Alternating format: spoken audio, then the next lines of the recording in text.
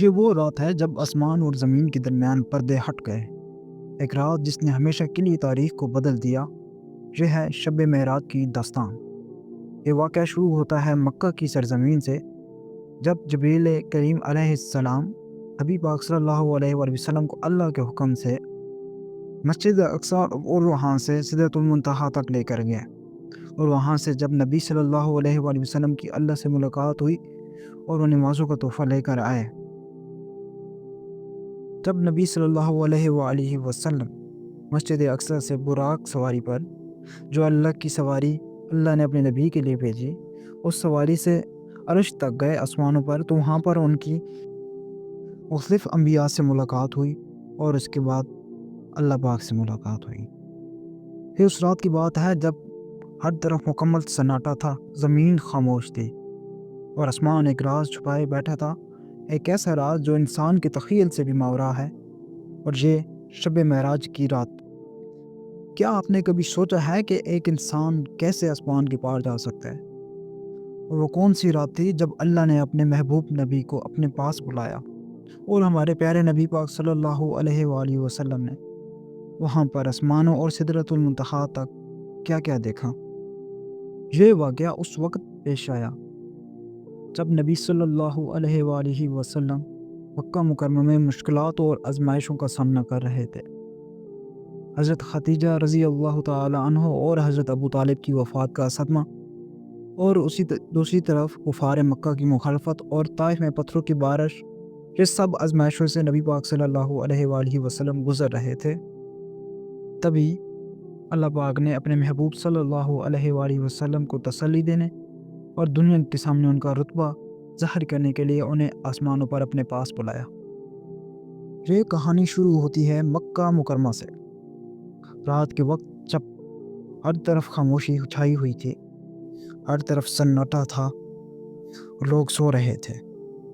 تو حضرت جبریل علیہ السلام نبی صلی اللہ علیہ وآلہ وسلم کے پاس آئے اور انہیں بتایا کہ اللہ پاک کا حکم ہے کہ انہیں آسمانوں پر بلایا جا رہا ہے۔ تو سب سے پہلے نبی صلی اللہ علیہ وآلہ وسلم کو براق سواری پر مسجد اقصی تک لے جایا گیا، اور وہاں سے پھر آسمانوں تک۔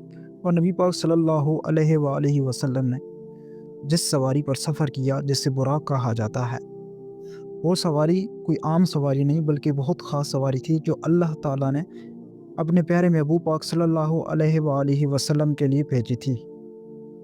براق ایک سفید اور چمکدار سواری تھی جو خچر سے چھوٹی اور گدھے سے بڑی تھی، یعنی کہ درمیانی سائز کی، اور یہ اللہ تعالیٰ کی طرف سے ایک خاص سواری تھی۔ اور اس سواری کی خاصیت یہ تھی کہ اس سواری پر نبی پاک صلی اللہ علیہ وآلہ وسلم نے پلک چپکتے ہی آسمانوں تک کا سفر ادا کیا، اور یہ سفر اتنا تیز تھا کہ نبی پاک صلی اللہ علیہ وآلہ وسلم جب گئے، کنڈی لگا کر گئے تھے دروازے کی، اور جب واپس آئے آسمانوں سے جب وہ واپس آئے تو ابھی تک وہ کنڈی دروازے کی ہل رہی تھی، یعنی کہ اتنے سے وقت میں انہوں نے اتنا سفر ادا کر لیا۔ جب رات کو نبی صلی اللہ علیہ وآلہ وسلم کو مسجد الحرام یعنی خانہ کعبہ سے لے جایا گیا، تو راستے میں کئی اہم مقامات پر نبی صلی اللہ علیہ وآلہ وسلم نے قیام بھی کیا۔ سب سے پہلے مدینہ منورہ میں انہوں نے قیام کیا، جہاں ان سے ہجرت کا وعدہ کیا گیا، اور پھر ان کا قیام طور سینا پر ہوا۔ یہ وہ پہاڑ ہے جہاں اللہ تعالیٰ نے حضرت موسیٰ علیہ السلام سے بات کی۔ اس پہاڑ پر حضرت موسیٰ علیہ السلام جایا کرتے تھے اور اللہ پاک سے بات کیا کرتے تھے، ہم کلام ہوا کرتے تھے۔ اور اس کے بعد نبی پاک صلی اللہ علیہ وآلہ وسلم نے بیت الحم میں قیام کیا، یعنی کہ اس جگہ سے بھی وہ گزرے۔ یہ وہ جگہ ہے جہاں پر پیغمبر حضرت عیسیٰ علیہ السلام کی پیدائش ہوئی، یعنی اس جگہ پر حضرت عیسیٰ علیہ السلام پیدا ہوئے، جو ان کی پیدا ہونے والی جگہ تھی، اس مقام پر وہ پیدا ہوئے۔ نبی صلی اللہ علیہ وآلہ وسلم اس کے بعد مسجد اقصی پہنچے، جہاں تمام انبیاء علیہ السلام نے آپ کی امامت میں نماز پڑھی، اور اس کے بعد پھر نبی صلی اللہ علیہ وآلہ وسلم کا آسمانوں کی طرف کا سفر شروع ہو گیا۔ اس کے بعد جب نبی پاک صلی اللہ علیہ وآلہ وسلم حضرت جبرائیل علیہ السلام کے ساتھ آسمانوں پر پہنچے، تو وہاں پر ان کے کون سے وہ پیغمبر تھے جن کے ساتھ ملاقاتیں ہوئیں، اور جب حضرت جبریل علیہ السلام نے تمام آسمانوں کے دروازے کھٹکھٹائے اور بتایا کہ محمد صلی اللہ علیہ وآلہ وسلم میرے ساتھ ہیں، تو انہیں خوش آمدید کہا گیا۔ تو جب حضور پاک صلی اللہ علیہ وآلہ وسلم پہلے آسمان پر پہنچے تو وہاں پر ان کی ملاقات حضرت آدم علیہ السلام سے ہوئی، اور جب حضور پاک صلی اللہ علیہ وآلہ وسلم دوسرے آسمان پر پہنچے تو وہاں پر وہ حضرت عیسیٰ علیہ السلام اور حضرت یحییٰ علیہ السلام سے ملے۔ پھر جب تیسرے آسمان پر پہنچے تو وہاں پر ان کی ملاقات حضرت یوسف علیہ السلام سے ہوئی، جنہیں اللہ تعالیٰ نے بہت حسن دیا تھا، بہت غیر معمولی حسن انہیں عطا کیا اللہ نے۔ اور جب اس کے بعد حضور پاک صلی اللہ علیہ وآلہ وسلم چوتھے آسمان پر پہنچے تو وہاں پر ان کی ملاقات حضرت ادریس علیہ السلام سے ہوئی، اور جب پانچویں آسمان پر پہنچے تو وہاں پر ان کی ملاقات حضرت ہارون علیہ السلام سے ہوئی۔ یہ وہ پیغمبر تھے جو اپنی امت میں محبت کی وجہ سے بہت مشہور تھے۔ جب حضور پاک صلی اللہ علیہ وآلہ وسلم چھٹے آسمان پر پہنچے اور اس کا دروازہ کھٹکھٹایا گیا اور وہاں پر ان کا ملاقات حضرت موسیٰ علیہ السلام سے ہوئی۔ جب دروازہ کھولا گیا تو حضرت موسیٰ علیہ السلام نے ان کا استقبال کیا اور خوش آمدید کہا، اور اس دوران آپ کے ساتھ ایک بہت ہی دلگداز لمحہ پیش آیا۔ جب حضرت موسیٰ علیہ السلام رو پڑے تو فرشتوں نے پوچھا کہ آپ کیوں رو رہے ہیں؟ تو آپ نے جواب دیا، میں اس لیے رو رہا ہوں بعد ایک نبی صلی اللہ علیہ وآلہ وسلم محمد کو مبعوث کیا گیا اور ان کی امت کے لوگ، میری امت کے لوگ اس سے زیادہ تعداد میں جنت میں داخل ہوں گے۔ جب نبی صلی اللہ علیہ وآلہ وسلم ساتویں آسمان پر پہنچے تو وہاں پر حضرت جبریل علیہ السلام نے جب دروازہ کھٹکھٹایا تو فرشتے نے پوچھا کہ کون ہے؟ تو حضرت جبریل نے بتایا، میں ہوں اور میرے ساتھ محمد صلی اللہ علیہ وآلہ وسلم۔ تو فرشتے نے کہا، انہیں خوش آمدید، ان کا آنا مبارک ہو۔ حضرت ابراہیم علیہ السلام سے ملاقات ہوئی وہاں پر، جو کہ بیت المعمور کے قریب بیٹھتے۔ بیت المعمور فرشتوں کے طواف کی جگہ ہے جو عرش الہی کے بالکل اوپر واقع ہے۔ یہ بالکل خانہ کعبہ کی طرح ہے، لیکن یہ صرف اور صرف فرشتوں کے لیے مخصوص ہے۔ اس کے گرد روزانہ 70,000 فرشتے طواف کرتے ہیں، اور یہ فرشتے پھر دوبارہ قیامت تک طواف کے لیے نہیں آ سکتے۔ تو حضرت ابراہیم علیہ السلام نے پھر انہیں خوش آمدید کہا اور فرمایا، اے محمد صلی اللہ علیہ وآلہ وسلم، اپنی امت کا میرا سلام پہنچا دینا اور انہیں کہنا کہ جنت کی مٹی بہت عمدہ ہے اور پاکیزہ، اور اس کے درخت یعنی کہ یہ ذکر آپ کہیں تو یہ ذکر ایک دفعہ پڑھنے سے جنت میں آپ کا ایک درخت لگ جاتا ہے، اور یہ ذکر تھا سبحان اللہ والحمد للہ ولا الہ الا اللہ واللہ اکبر۔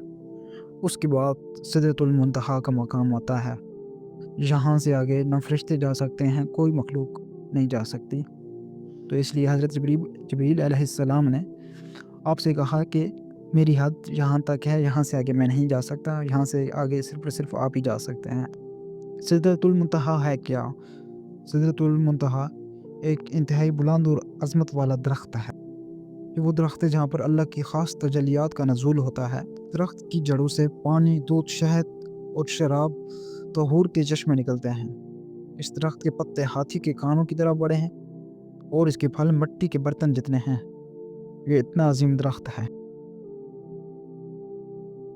پھر نبی پاک نے آگے کا سفر تنہا طے کیا اور اس مقام پر پہنچے جہاں اللہ تعالیٰ نے اپنے محبوب نبی سے براہ راست کلام فرمایا۔ اس لمحے کی عظمت الفاظ میں بیان کرنا ممکن نہیں۔